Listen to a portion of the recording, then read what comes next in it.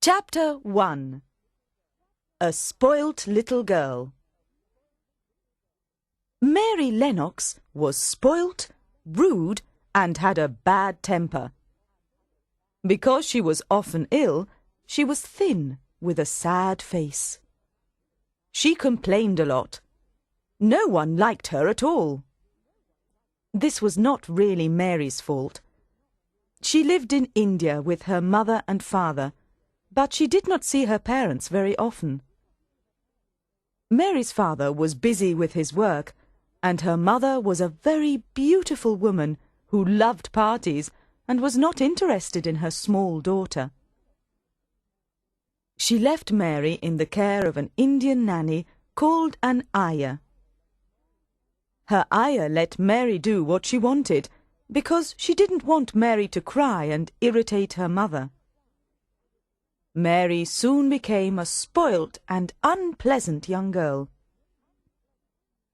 When Mary was 9 years old, she woke up one hot morning and felt that there was something wrong.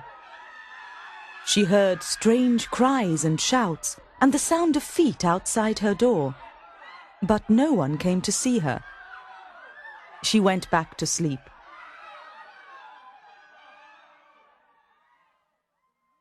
Later, when Mary woke up, the house was silent. She heard nothing.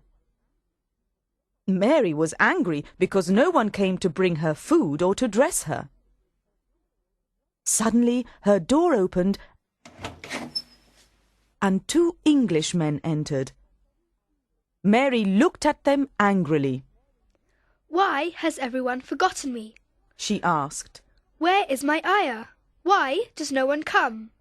"Poor little kid," said one of the men. "there is nobody here." That is how Mary discovered that her mother and father were dead, and that the servants were dead too, because of a terrible disease. That was why the house was so silent. Mary Lennox was completely alone. There was no one in India to look after Mary, so she went to England to live with her uncle, Mr. Craven, who lived in a big house in Yorkshire called Mistlethwaite Manor. Mrs. Medlock, her uncle's housekeeper, met Mary in London. Mary disliked Mrs. Medlock immediately. But this was nothing new, because Mary disliked everyone. Mrs. Medlock did not like Mary. She thought that the little girl was bad-tempered, rude and plain, and she was right. During the long train journey to Yorkshire, Mrs. Medlock told Mary about the house where she was going to live. It seemed very large and gloomy, and it was near the edge of a moor. "There's nothing for you to do there, and your uncle is not interested in you," said Mrs. Medlock. "He's got a crooked back. He was a sour young man until he married." Mary listened more carefully now. She did not know that her uncle was married. His wife was very pretty, and he loved her very much. When she died, he became even stranger. Mrs. Medlock said. "Oh, did she die?" asked Mary. "Yes, and now he likes nobody. He's away most of the time, so you must look after yourself."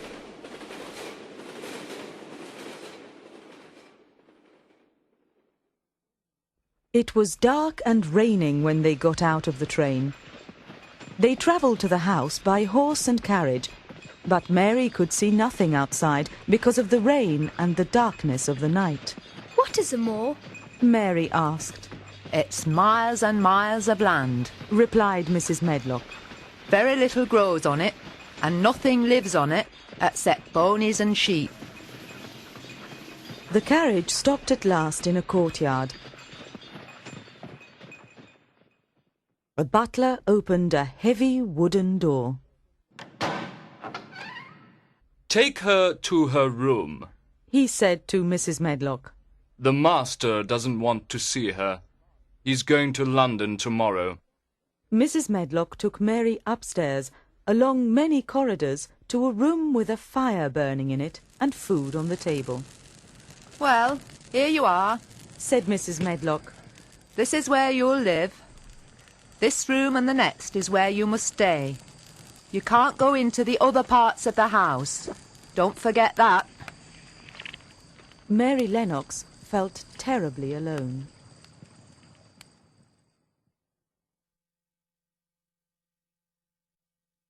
Chapter 2. Mary visits the gardens. The next morning, Mary woke up when a young housemaid came into her room to light the fire. Her name was Martha, and she talked to Mary while she worked. Mary didn't understand servants who were friendly. In India, she had spoken to servants only to give them orders. She never said, "Please" or "Thank you." Once she had even slapped her ayah's face when she was angry with her. Somehow, she knew that she must not behave in this way with Martha. At first, Mary did not listen to Martha, but after a while she began to like the sound of the friendly Yorkshire voice. "You should see all my little brothers and sisters in our little cottage on the moor," Martha said. "There's 12 of us, and my father only earns 16 shillings a week. It is hard for my mother to feed them all. The fresh air on the moor makes them strong and healthy. Our Dickon's 12. He's always out on the moor. He's good with animals. He's tamed a wild pony." "Go and look at the gardens," Martha said. "There's not much growing now, but they're lovely in summer." She paused for a moment, and then said quietly, "One of the gardens is locked up. No one has been in it for 10 years. Why? Asked Mary. Mr. Craven closed it after his wife died. It was her garden. He locked the door, dug a hole and buried the key. The enormous grounds of Mistlethwaite Manor were divided by high walls into many gardens. In some there were flowers, trees and fountains. Vegetables grew in others. Doors opened from garden into garden. Because it was winter, the trees were bare and no flowers grew. Mary thought that it all looked very empty and ugly. After a while, an old man came through one of the doors. He had a surly old face and did not seem at all pleased to see Mary. "Can I go through that door?" Mary asked. If you like. He replied. There's nothing to see." Mary hoped that she might find the door to the locked garden. She tried many doors, but they all opened easily. Then she noticed one wall that was covered in ivy, but seemed to have no door in it. She could see tall trees behind the ivy-covered wall. A robin on a high branch started to sing. She stopped to listen, and the little bird with the red breast seemed almost to be calling to her. His cheerful song brought a small smile to her sad face. The old man continued digging. He ignored Mary until at last she said, "There's a garden over there without a door." "What garden?" he asked angrily. "On the other side of the wall," she answered. "I saw a robin in the trees over there." The old man stopped digging, and, to Mary's surprise, he smiled. He looked quite different when he smiled. He whistled very softly. Then a wonderful thing happened. There was a sound of wings, and the robin came down next to the man's foot. "Here he is." The old man chuckled. He always comes to me when I whistle. Isn't he a nice little bird? The robin hopped about, pecking at the earth. The gardener, Ben Weatherstaff, continued digging. He's the only friend I've got, he said. I've never had any friends, said Mary sadly. Ben stopped digging and looked at Mary. You and I are the same then, he said to her. We're not good looking and we're as sour as we'll look. It was the first time that Mary had ever thought about her angry face and bad temper. Now that she did, she felt uncomfortable. Just then, the clear sound of the robin's song made her look towards the apple tree where he sat. Ben Weatherstaff laughed. What did he do that for?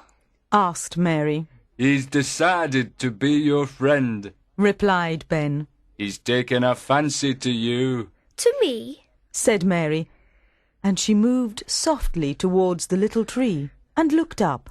Would you make friends with me? she said gently to the robin, as if she was speaking to a person. Why? said Ben quietly. You said that like a real child instead of a little old woman. You said it almost like Dickon when he talks to his wild things out on the moor. The robin flew over the wall. There must be a door to that garden, Mary said firmly. There's no door that you can find, and in any case, it's none of your business. Ben said sharply. Don't poke your nose in where it doesn't belong. The gardener walked away without saying goodbye. Chapter 3. A Cry in the Night. Mary spent most of her days outside in the grounds. The cold wind made her cheeks pink, and each evening she ate all of her food. After dinner, she liked to sit near the fire and talk to Martha. Why does Mr. Craven hate the locked garden? Mary asked once. It was Mrs. Craven's garden. She loved it.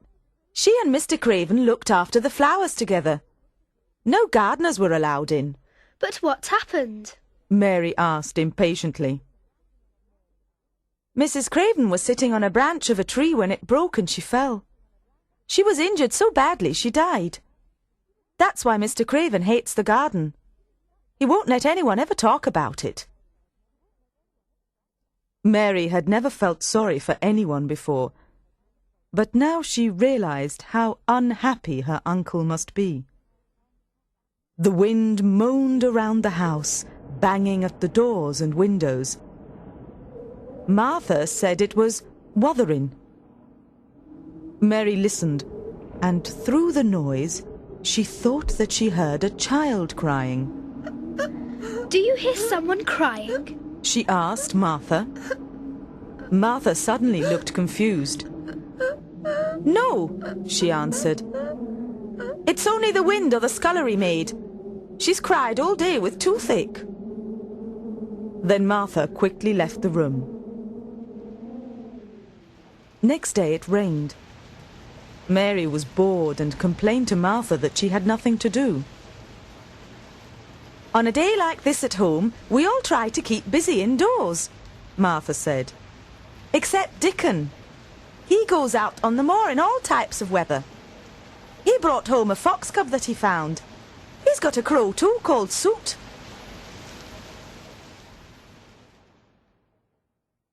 When Martha left her alone, Mary decided to explore the house. She went along corridors and up and down stairs. In the silence of the house, she heard again the sound of a child crying. She stopped to listen at a door, but then another door opened, and out came Mrs. Medlock. What are you doing here? She said, and she took Mary by the arm and pulled her away. Get back to your room at once. I didn't know which way to go, and then I heard someone crying, said Mary. You didn't hear anything, said Mrs. Medlock. Go back to your room, or I'll tell the master that you disobeyed him. Mary was angry. She wanted to know what the cry was. Soon the storm passed. "Wait until the sun shines and lights up the moor," said Martha. I'd love to see your cottage on the moor and meet your mother, said Mary. "You would like my mother," Martha said. "She's kind and good-tempered and works hard. When it's my day off and I can go home and see her, I jump for joy." I'd like to see Dickon too, said Mary. "Yes, you'd like him," Martha said. "Everyone likes Dickon." No one likes me, said Mary sadly. "Maybe that's because you don't like yourself," laughed Martha. I never thought of that, said Mary. Mary found Ben Weatherstaff working in the garden.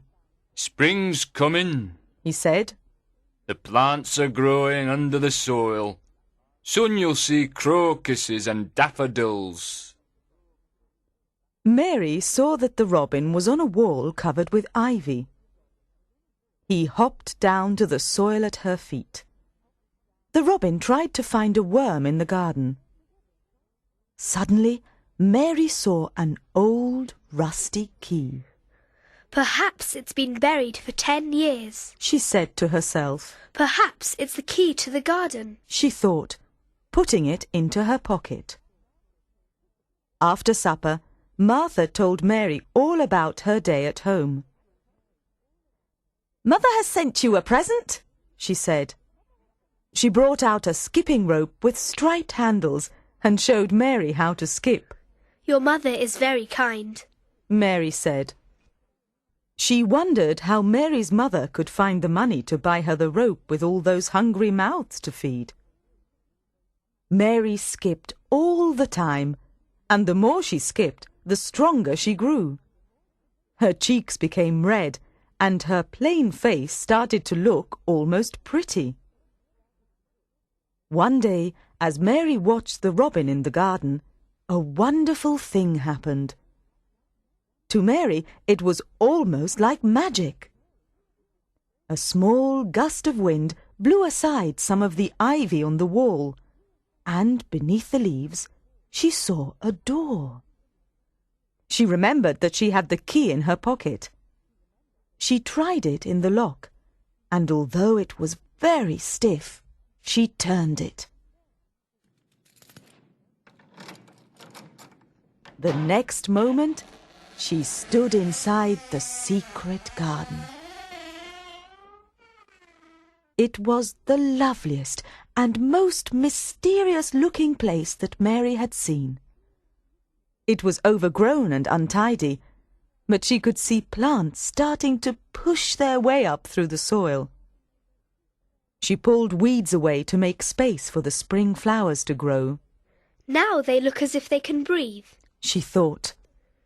Then she whispered to herself, I am the first person who has spoken in here for 10 years.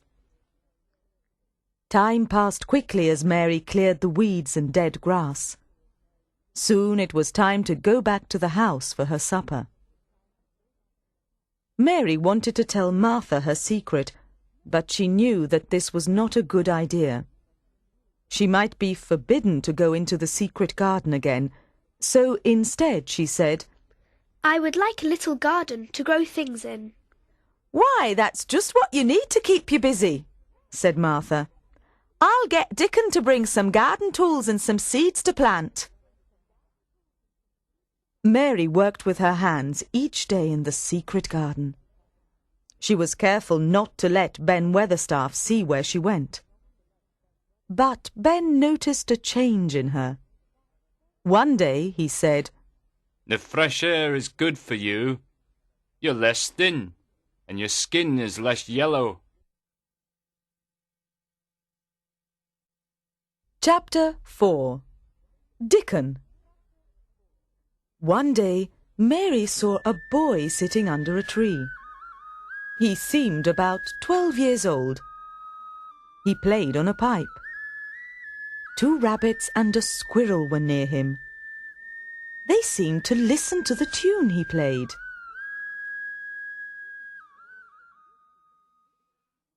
The boy got up carefully because he didn't want to frighten the animals. He had blue eyes and a round pink face. I'm Dickon. He said to Mary. I've brought the garden tools and some flower seeds. Dickon had a kind and gentle smile, and Mary felt that she knew him quite well. She felt that if the wild animals could trust him, then she could trust him too. Do you know about the secret garden? Asked Mary. I've heard about it, Dickon answered. but I don't know where it is. Come with me. Mary said. Mary was careful that no one saw them, and then she took Dickon through the door in the wall. Dickon was very surprised. This is a strange, pretty place. He said. It's like being in a dream. Dickon looked around at all the plants and trees which Mary thought were dead. All of these will grow. He said. There'll be flowers and roses everywhere in a few weeks. Dickon and Mary worked together to clear away the weeds and dead wood. Mary felt that she had never known anyone like Dickon. She tried to speak in a warm, friendly voice, like Dickon's and Martha's. Do you like me? She asked. Yes, I do. He laughed. The robin likes you too. That evening, after dinner, Mrs. Medlock took Mary to see Mr. Craven. He's going abroad tomorrow, and he wants to see you first, she said. Mary felt a little afraid. She felt sure that she would not like Mr. Craven and that he would not like her. But she found that Mr. Craven wasn't really frightening and that his back wasn't really crooked. His face was handsome, but he looked sad and worried. He asked Mary if there was anything that she would like. Mary asked for a piece of garden in which to grow her own flowers. Of course, said her uncle. You may take any bit that is not used. Mary was delighted. Now she could have the secret garden for herself. That same night, Mary was awakened by the wind roaring around the house. She couldn't sleep, and as she lay in bed, she heard the crying noise again. That's not the wind, she thought. I'm going to find out where that noise is coming from. Mary took a candle to light her way along the dark corridors. Suddenly, she noticed a light from under one of the doors. The crying sound came from behind the door, and Mary knew that it was a child. She gently opened the door and saw that a young boy lay on the bed, crying. When the boy saw Mary, he stopped crying at once. Are you a ghost? He asked. He looked very frightened. No, I'm Mary Lennox. She answered. Who are you? Chapter 5. Colin. I'm Colin, Mr. Craven's son, said the boy. Then I must be your cousin. Mary said. Don't you know that I came to live here? No, he answered. no one told me. Why? Asked Mary. Because I am afraid that people will see me. I won't let people see me and talk about me. Why? Asked Mary. She felt more puzzled with each moment that passed. Because I'm always ill and I must stay in bed. The servants are not allowed to speak about me. My father won't let anyone mention me. He's afraid I'll grow up to have a crooked back. My father hates me because my mother died when I was born. Have you always been here? Asked Mary. Nearly always, said Colin. If I go out, people stare at me and I hate it. If you don't like people to see you, Mary said. Shall I go away? Oh no, Colin replied quickly. You must stay and talk to me. Mary put her candle down on a table near the bed and sat on a chair. They talked for a long time. Colin wanted to know all about Mary and about her life at Mistlethwaite. He told her how unhappy and lonely he was, even though he was given anything that he wanted. Everyone must do as I say. Colin said. I will be ill if they don't. Do you think you will get well? Mary asked. I don't suppose I will. Colin answered. No one believes I will live until I grow up. Let's talk about something else. How old are you? I'm 10, like you. Mary said. How do you know I'm 10? He asked. Because when you were born, your father locked the garden door and buried the key. It's been locked for 10 years. Mary answered. What garden? Colin asked. It was the garden Mr. Craven hates, Said Mary nervously. He locked the door. No one knew where he buried the key. What's the garden like? Colin persisted. It's been locked for 10 years. Mary said carefully. She did not want him to know that she had found it. But it was too late to be careful. Colin was very excited at the idea of a hidden garden. I will make them open the door, he said. Oh no! Cried Mary. Let's keep it a secret. If they open the door, it will never be a secret again. If we find the door one day, we can go inside and no one will know about it except us. I would like that, said Colin. I've never had a secret before. He was tired from talking, and as he fell asleep, Mary went quietly away. Chapter 6. Wet Weather. Next morning, Mary told Martha that she had found Colin. Martha was very upset. She thought that she could lose her job for allowing Mary to find the young boy. Don't worry, said Mary. Colin was pleased to see me. He wants to see me every day. You must have bewitched him, said Martha. What's the matter with him? Mary asked. Martha told Mary that Colin had never been allowed to walk. His father thought that his back was weak. Even though a famous doctor had examined him and said that he would get strong if less fuss was made of him, Colin was still spoilt and allowed to do everything that he wanted. Colin thinks he will die, said Mary. Mother says that he has no reason to live if he's closed up in his room all the time, said Martha. It's good for me to be outside, said Mary. Do you think that it would help Colin? Oh, I don't know, Martha said. He had a bad temper tantrum when he was taken into the garden. He was upset because he thought one of the gardeners was looking at him. He cried until he felt ill. If he ever gets angry with me, I won't go to see him again, said Mary. When Mary next went to see Colin, she told him about Dickon. He's not like anyone else, she said. All the animals on the moor love him. When he plays his pipe, they come to listen. The moor must be a wonderful place, said Colin. But I can't go there. I'm going to die. How do you know that? Mary asked. She felt a little cross with Colin. He seemed to be pleased with the thought that he could die.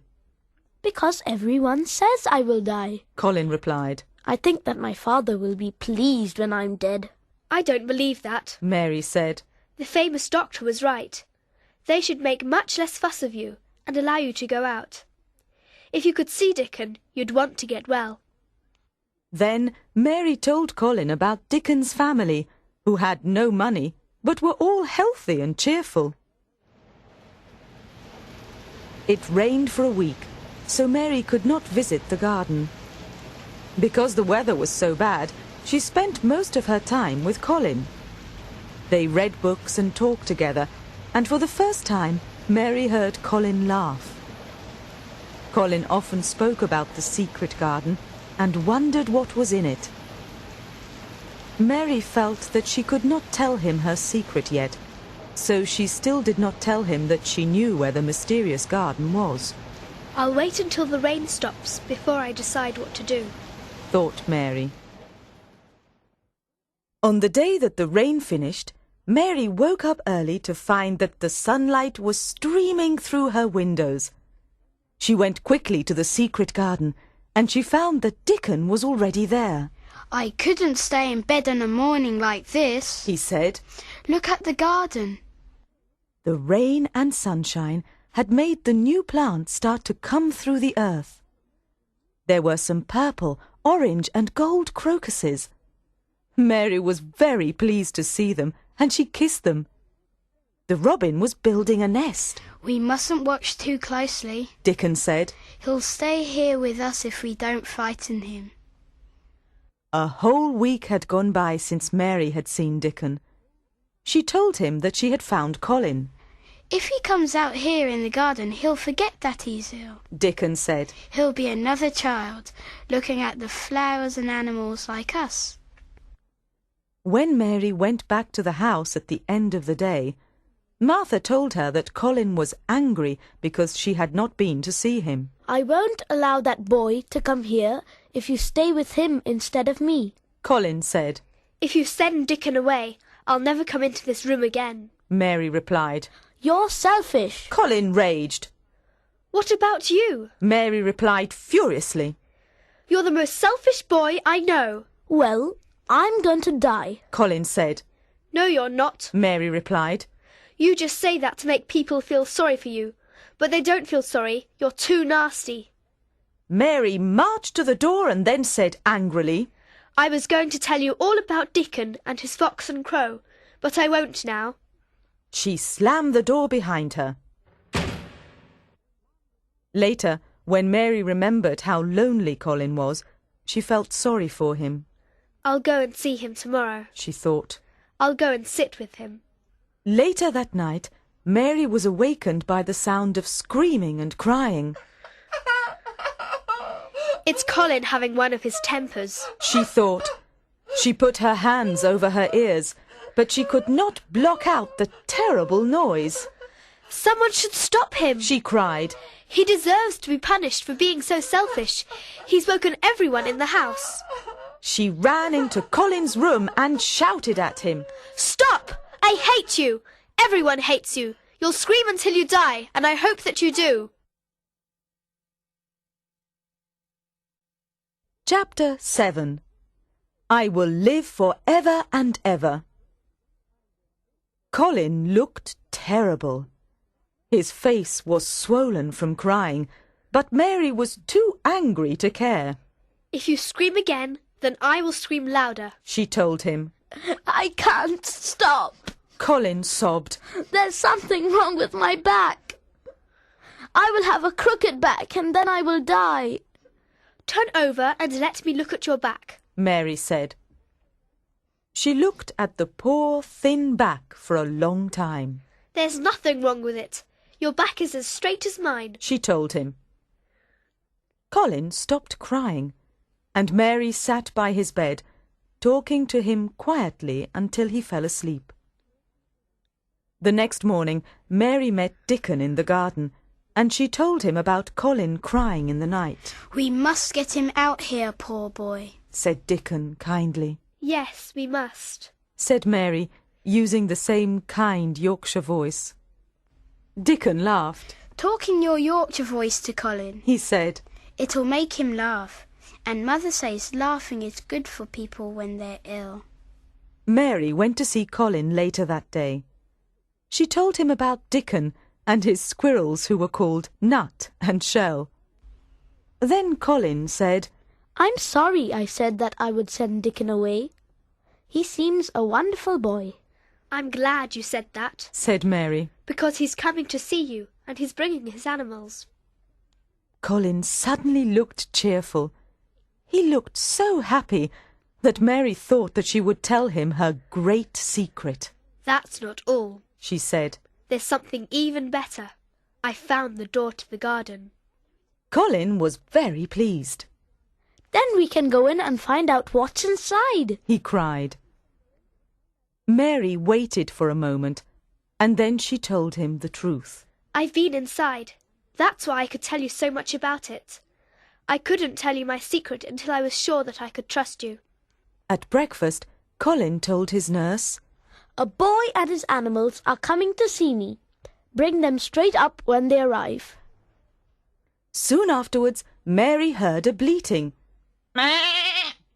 That's Dickon's lamb, she said. They're coming.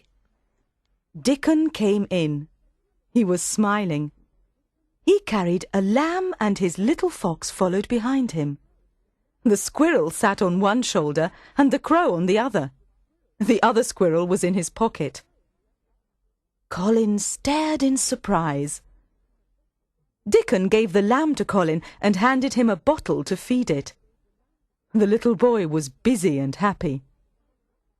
After a while, Colin cried, I must see it all. I must see the secret garden. Yes, of course you must. said Mary. And you must lose no time about it. They put Colin in his wheelchair and Dickon pushed it along the garden paths. Mary told Colin all about the places they passed on their way to the door that led to the secret garden. Here's where I met Ben Weatherstaff, she said. And this is where I saw the robin. Then she said quietly to him, This is a secret garden. Mary looked around to make sure that no one was watching, and then Dickon pushed the chair quickly inside. Colin looked at the trees and flowers. He listened to the sweet sound of the birds singing, and he felt the warm sun on his face. His pale skin started to become pink as he breathed in the good, fresh air. Then he cried out, I will be well. I will live forever and ever. That day, the world changed for Colin. It's been a wonderful day, said Dickon. It certainly has, replied Mary. Do you think, said Colin, that it was made like this just for me? You sound almost as Yorkshire as Dickon now, laughed Mary. I don't want this day to finish, but I will come back every day, Colin said. Chapter 8. Magic. Of course you will, said Dickon. Soon we'll have you working and walking. But suddenly, Ben Weatherstaff's angry face looked down at them from the top of the wall. What are you doing in there? He shouted angrily at Mary. Then he saw Colin, and his mouth opened in astonishment.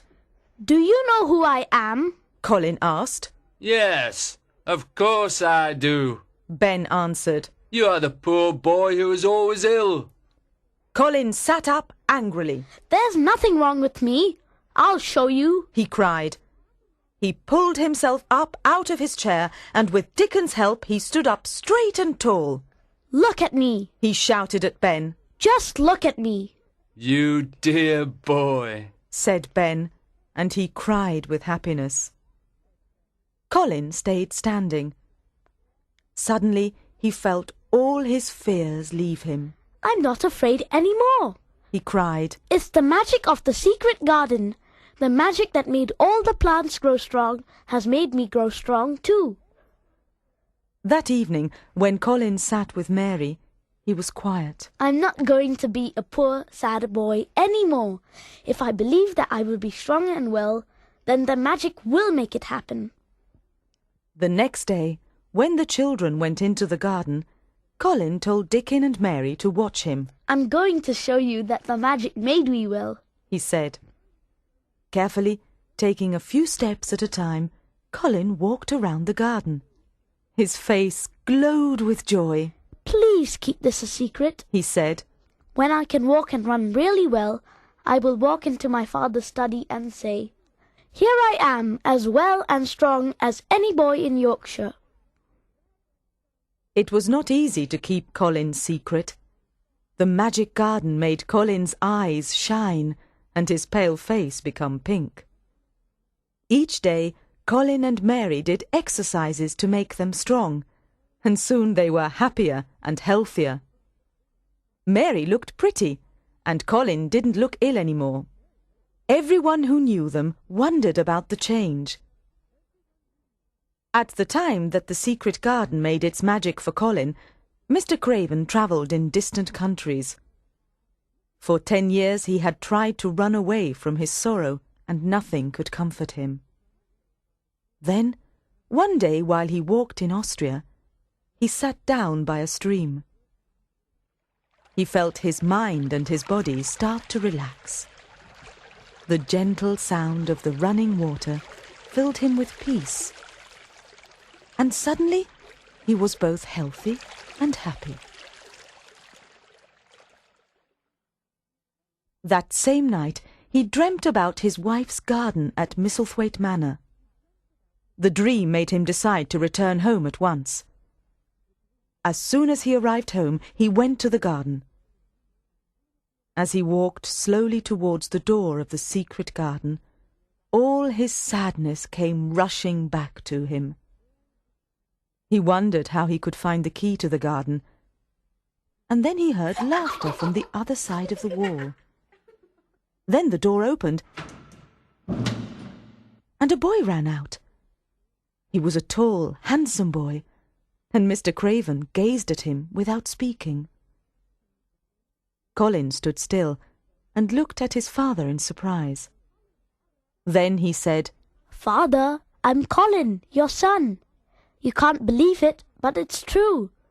Colin took his father into the garden and told him how the magic had made the flowers and trees grow and had made him grow strong and healthy. Mr. Craven thought that it was a wonderful story. He sat down next to Mary, Dickon, and the animals, and talked and laughed for the first time in many years. He was so proud of his happy, healthy son. Now there will be no more secrets, said Colin. I will never need my wheelchair again. I will walk with you, Father. They all stood up and walked back to the house. Mrs. Medlock and Martha watched in amazement as Mr. Craven walked across the lawn, happier than they had ever seen him. Next to him, with his head held up high and his eyes full of laughter, walked Colin, as strongly and steadily as any boy in Yorkshire.